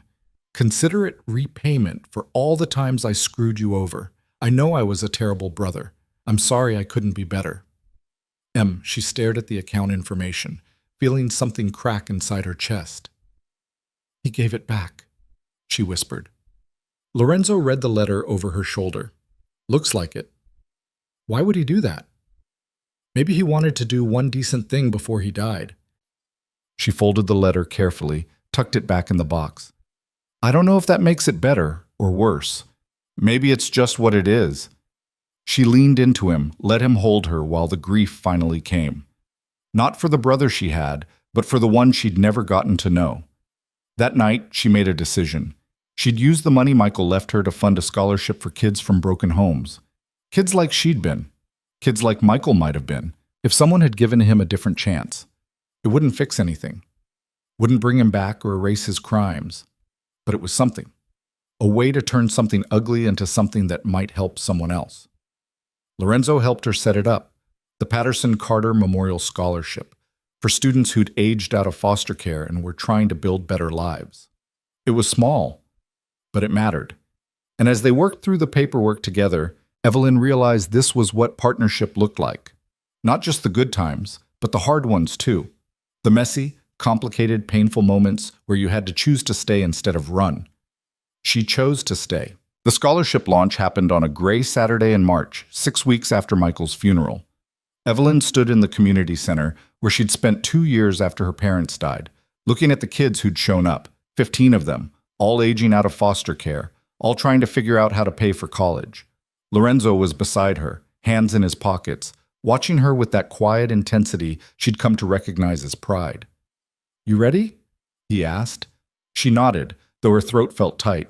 She talked for 20 minutes about second chances, about how one scholarship had saved her life, about how she wanted to give others the same opportunity. She didn't mention Michael by name, didn't need to. The kids understood what she was really saying, that broken people could still do good things, even if they did them badly. Afterward, a girl approached her, maybe 17, skinny and guarded in the way Evelyn remembered being. Did you really grow up in the system? The girl asked. Yeah, bounced between 4 homes before I aged out. And you made it. I made it, you will too. The girl nodded, didn't quite smile, but something in her eyes shifted. Hope, maybe, or the beginning of it. That night, back at Lorenzo's place, Evelyn felt something settle in her chest, something that had been restless for years. Thank you, she said, for helping with this. You did all the work, but you believed in it, in me. He pulled her close. Always. They'd been living together for a month now. Her lease had ended, and it seemed stupid to renew when she spent every night at his place anyway. It still felt surreal sometimes, waking up in his bed, having coffee on his balcony, existing in a space that was theirs instead of his or hers. I've been thinking, Lorenzo said carefully, about us, about where this is going. Her heart kicked. Okay. I want you to quit. She pulled back to look at him. What? Working for me. I want you to quit. Lorenzo, hear me out. You're brilliant. You could do anything you want. But as long as you're my assistant, people are always going to question whether you're there because of your talent or because we're together. And I hate that for you. So, you want me unemployed? I want you free, to figure out what you actually want to do, not what you fell into because you needed a paycheck. She'd been thinking about this too, if she was honest. The job that had once felt like salvation now felt like a cage. But walking away was terrifying. What would I even do? Whatever you want. Take time. Explore. I'll support you while you figure it out. I can't let you do that. Why not? Because I've always taken care of myself. I don't know how to let someone else do it. Then learn, the same way I'm learning to let you in. She was quiet for a long moment. Can I think about it? Take all the time you need. But the seed was planted, and over the next few weeks she started to imagine what life might look like if she wasn't defined by her job title, if she could build something of her own instead of supporting someone else's vision. The answer came from an unexpected place. One of the scholarship recipients emailed her asking for advice on business plans. The kid wanted to start a nonprofit connecting foster youth with mentors in their chosen fields. It was ambitious, probably doomed to fail, but Evelyn found herself energized by it in a way work hadn't energized her in years. She spent hours helping him refine the concept, connect with potential donors, build a framework, and somewhere in that process, she realized what she wanted to do. "I want to start a consulting firm," she told Lorenzo one night, "helping nonprofits get organized, operations, fundraising, strategic planning, all the stuff I've been doing for you, but for organizations that actually need it." His face lit up. "That's perfect. You think? I think you'd be incredible at it. It's a huge risk. I might fail. Or you might build something amazing. Either way, you'll never know if you don't try." She gave her notice the next day. The conversation with HR was awkward. They clearly didn't know how to handle an assistant quitting to start her own business while dating the CEO. But Lorenzo backed her up, made it clear this was her decision, and by the end of the week, she was free. It was terrifying and exhilarating in equal measure. She spent the first month building a website, reaching out to her network, taking meetings with small nonprofits who needed help but couldn't afford big consulting fees. The work was hard. She had no guaranteed income, no safety net except Lorenzo, and that made her skin crawl with anxiety. But she also had something she'd never had before: autonomy, control over her own future. Her first real client was a domestic violence shelter that was hemorrhaging money due to poor financial management. She spent 2 weeks restructuring their budget, training their staff, and setting up systems that would actually work long term. When she left, the director hugged her and cried. "You saved us," the woman said.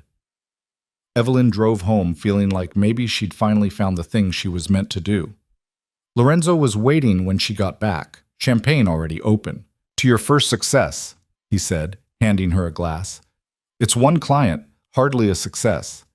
It's the beginning of something that counts." They drank to beginnings, to risks, to building something worth having, but the universe wasn't done testing them yet. 3 months into her new business, Lorenzo came home looking shaken. "What happened?" Evelyn asked immediately.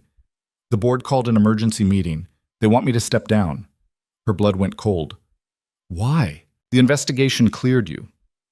Apparently some investors are still nervous about the offshore accounts. They think new leadership would restore confidence. "That's insane. You built that company." "I know, but they have the votes. If they want me out, I'm out." She watched him pour a drink with shaking hands, watched him try to maintain the composure that had carried him through every other crisis. But this was different. This wasn't about money or reputation. This was about losing the thing he'd built to honor his father. "What are you going to do?" she asked. "I don't know. Fight, maybe, or walk away with whatever dignity I have left." "You're not walking away." "Evelyn? No, you don't get to give up. Not after everything you've survived. Not after you taught me how to fight." He looked at her, exhausted. "I'm tired of fighting." "I know, but you don't have to do it alone." The next week was brutal. Lorenzo met with board members individually, trying to shore up support. Evelyn helped where she could, researching voting procedures, preparing talking points, making sure he ate and slept even when he didn't want to. The night before the vote, they lay in bed staring at the ceiling. "What if I lose?" Lorenzo asked quietly. "Then you lose. And we figure out what comes next. Just like that? Just like that. You're more than your company, Lorenzo. You know that, right?" "I used to think I was. Before you, the company was all I had. All I was. And now? Now I have something worth living for, even if everything else falls apart." She turned to face him. "You're not going to fall apart, but if you do, I'll be there to catch you." He kissed her forehead. "I love you. I love you too." The vote happened on a Thursday. Evelyn wasn't allowed in the boardroom, so she waited in Lorenzo's office, pacing and checking her phone every 30 seconds. 4 hours later, he walked in. She couldn't read his expression. "Well?" she asked. "I won. Barely, but I won." Relief flooded through her. She crossed the room, threw her arms around him. "I knew you would." "Did you? Because I didn't." "Yes, you did. You just forgot for a minute." He held her tight, and she felt the tension drain from his body. Thank you. For what?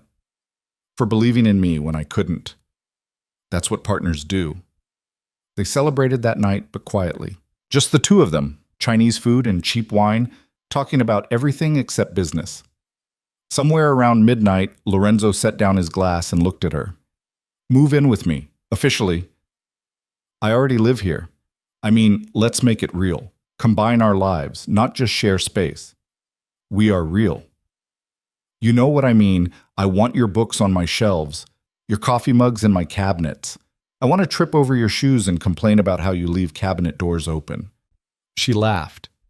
You've noticed that? I notice everything about you. So what do you say? Want to make this official? Yes, but only if you promise to stop organizing my clothes by color. It's creepy. No promises. They moved her things in over the next month. It was messier than she expected. Arguments about furniture placement, whose art went where, how to merge two lives that had been separate for so long. But it was also good, real. The kind of thing she'd stopped letting herself imagine. Her business grew steadily. Nothing explosive, but sustainable. She took on clients she cared about, turned down ones that didn't align with her values, and built something she was actually proud of. It wasn't DeLuca Industries' money, but it was hers. Lorenzo's company stabilized. The media moved on to other scandals. Investors regained confidence, and slowly things returned to something resembling normal. He still worked too much, still carried too much weight on his shoulders, but he was learning to delegate, to trust. They fell into a rhythm. Morning coffee on the balcony, late dinners when their schedules allowed, weekend trips upstate where they could pretend the rest of the world didn't exist. It wasn't perfect. They still fought about work-life balance, about her tendency to overcommit, about his need to control everything.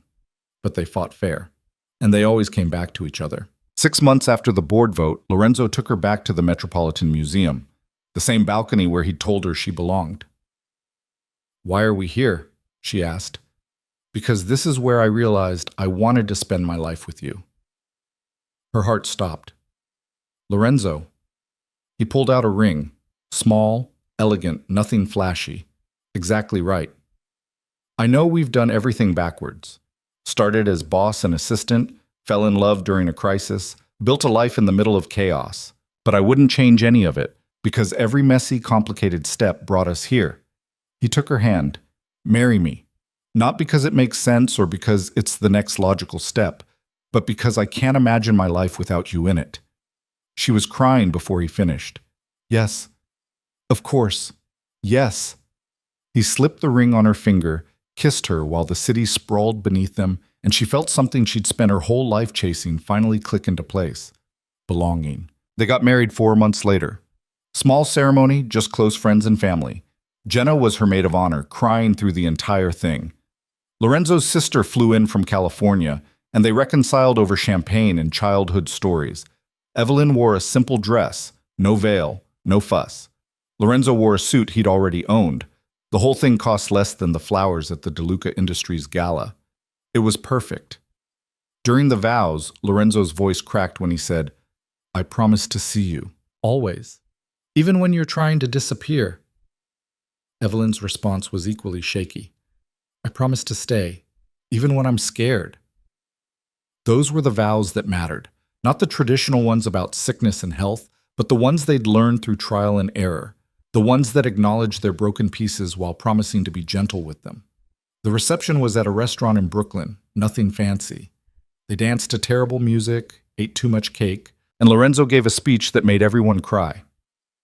5 years ago, I hired an assistant. I thought I was getting someone to manage my schedule. Instead, I got someone who changed my life, who taught me that power isn't about control. It's about trust. That love isn't about being perfect. It's about being present. That family isn't what you're born into. It's what you build. He raised his glass. To Evelyn, for teaching me how to be human. She couldn't respond without sobbing, so she just kissed him instead. They honeymooned in Italy. 2 weeks of pasta and wine and absolutely no work. Lorenzo had wanted something more elaborate, but Evelyn insisted on simple. They rented a farmhouse in Tuscany, spent their days hiking through vineyards and their nights cooking meals that were probably terrible but tasted like happiness. I could get used to this, Lorenzo said one evening. They were on the patio, watching the sun set over rolling hills. No, you couldn't. You'd be bored in a week. Maybe. But it's nice to pretend. We could do this more often, you know. Take time off. Actually live instead of just working. You're the one who took on 3 new clients last month. Fair point. She leaned against him. We're not very good at relaxing, are we? Terrible, but we're working on it. They returned to New York tanned and rested, ready to dive back into their respective chaos. But something had shifted. They were better at boundaries now, better at saying no to things that didn't matter, better at protecting the life they'd built together. Evelyn's firm grew. She hired 2 associates, rented office space, and started turning away clients because she couldn't keep up with demand. It was surreal, going from assistant to CEO, but Lorenzo guided her through the growing pains. Delegate, he reminded her constantly. You can't do everything yourself, says the man who still reads every contract personally. Do as I say, not as I do. She hired a business manager, an office coordinator, an accountant who wasn't her with a spreadsheet and panic. It helped. The business ran smoother. She slept better. 2 years after the wedding, they bought a house. Not a penthouse, an actual house in Park Slope with a backyard and creaky floors and a kitchen that needed renovating. It was too big for 2 people, but Lorenzo said they'd grow into it. Evelyn didn't ask what he meant. She was learning to let the future unfold without needing every answer immediately. The scholarship fund expanded. They'd funded 20 students in the first year, 35 in the second. By year 3, they had corporate sponsors and a waiting list. Evelyn interviewed every applicant personally, looking for the same things someone had once seen in her, potential buried under trauma. One girl reminded her so much of herself it hurt. Same guardedness, same determination to prove she didn't need help. Why should we pick you? Evelyn asked during the interview. Because I'll work harder than anyone else. I always have. That's not what I asked. The girl faltered. I don't understand. Working hard is baseline. Everyone works hard. I want to know why you deserve this opportunity. Not because you'll hustle, because you matter. The girl's eyes filled. No one's ever asked me that before. I'm asking now. I want to be a social worker. I want to help kids like me, kids who think they're disposable. You're not disposable. I know, but it took me 17 years to believe it. Evelyn funded her on the spot. That night, she told Lorenzo about the interview. She reminded me of me, all that armor, all that fear that if she needed anything, she'd lose everything. Sounds familiar. I was insufferable, wasn't I? You were scared. There's a difference. I'm sorry I put you through that. I'm not. You needed time to trust me. That's okay. Even when I was awful? Especially then. Anyone can love you when you're easy. I wanted to love you when you were hard. She kissed him, this man who'd somehow seen past every wall she'd built. I'm glad you stuck around. Where else would I go? You're the best thing that ever happened to me. 3 years into their marriage, Lorenzo's sister called with news. She was sick, cancer, stage 3. Lorenzo fell apart in a way Evelyn had never seen. He flew to California immediately, spent 2 weeks at her bedside, and came home hollow. She's scared, he told Evelyn, and I don't know how to fix it. You can't fix cancer, Lorenzo. You can just be there. That doesn't feel like enough. It's all we have. He spent the next 6 months flying back and forth between coasts. Evelyn managed both their schedules, kept his company running, and held him together when he came home exhausted and grieving. His sister survived. Barely. But she survived.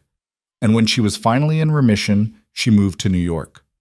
I want to be near family, she said, whatever time I have left. She moved into their guest room temporarily, which became permanently. It was crowded and chaotic and sometimes drove Evelyn crazy. But it was also full of life in a way their perfect penthouse never had been. They had family dinners, game nights, arguments about whose turn it was to do dishes, all the normal messy things Evelyn had never experienced growing up. Is this what family is supposed to be like? She asked Lorenzo one night. I think so. Why? Because I like it, even when it's annoying. Me too. 4 years into their marriage, Evelyn got pregnant. It wasn't planned. She'd been on birth control. They'd been careful. But life didn't care about plans. She took the test alone, in the bathroom of her office, and stared at the positive result for a full 10 minutes. She wasn't ready. She'd never wanted kids. She had a business to run. Lorenzo had a company to manage. They were busy, established in their lives. A baby didn't fit into any of that. But as she sat there, hand on her still flat stomach, she felt something unexpected. Excitement. She told Lorenzo that night over dinner, just blurted it out between bites of pasta. "I'm pregnant." He dropped his fork. "What?" "I'm pregnant. I took a test today. 2 tests. Both positive." He stared at her, expression unreadable. "And you want—" "I don't know what I want. I know it's terrible timing. I know we never talked about this, but I—" Her voice cracked. "I think I want this." His face broke into a smile. "Yeah? Yeah. Is that crazy?" "Completely." He came around the table, pulled her into his arms. "But I want it too." "You do?" "I've wanted it for years. I just didn't think you did."